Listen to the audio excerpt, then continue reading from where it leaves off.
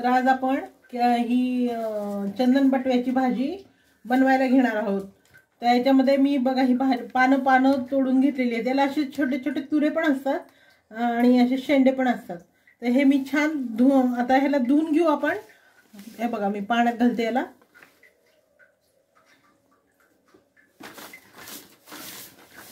आता हे 10 मिनिट भाजी पाण्यात छान भिजलेली आहे, म्हणजे याची काही माती वगैरे असेल तर खाली जाते। आता आपण याला उपसून घेऊ।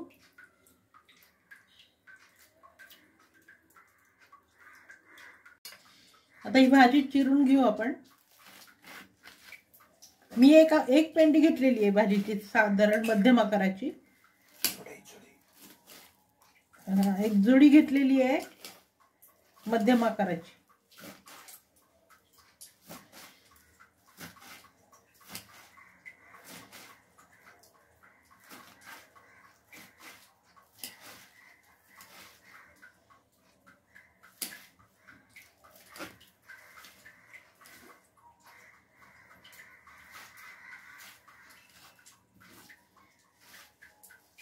आता ही भाजी आपण फोडणी घालू।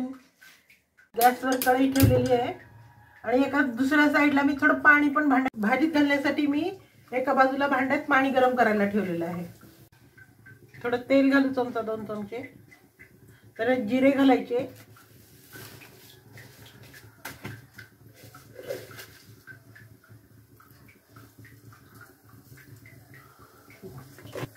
जिरे तडतडले तर ह्याच्यात मी भाजी घालते।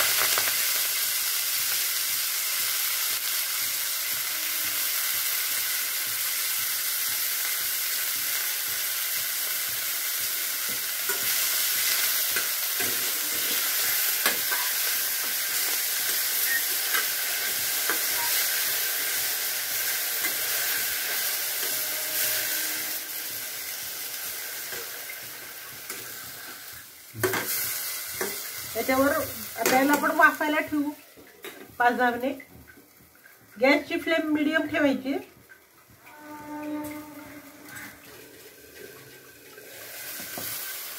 भाजी वाफलेली आहे। आता याच्यामध्ये आपण साहित्य घालणार आहोत। इथं मी मुगाचं पीठ घेतलेलं आहे, भाजलेल्या मुगाच्या डाळीचं पीठ केलेलं आहे। ते मी साधारण 2 चमचे घालणार आहे। त्याच्यासोबतच थोडी चमचाभर हळद,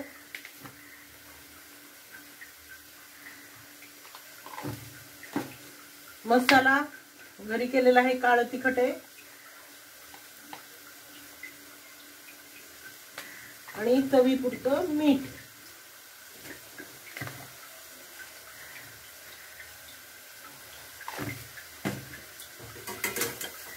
आता मी जे पाणी गरम केलेलं आहे भाजीत घालायला, ते गरम झालेले पाणी ते आता याच्यामध्ये आपण घालू। गरम केलेलं पाणी घालायचं, थंड पाणी घालायचं नाही। आणि एकदम सगळं पाणी घालायचं नाही, लागेल तसं थोडं थोडं पाणी घालायचं।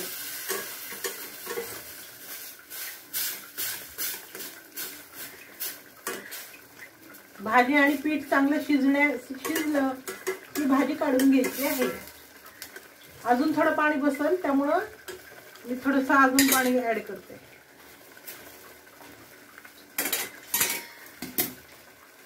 मी अंदाजे अर्धी ते पाऊण वाटी पाणी घातलेलं आहे। आपल्याला किती स्टाईल भाजी करायची त्याप्रमाणे पाणी वाढवायचं, थोडंसं पीठ पण वाढवायचं। आता हे झाकून ठेवू आणि शिजू देऊ। 10 मिनिट झालेले आहेत। भाजीला चमचा देऊन घ्यायचा आहे।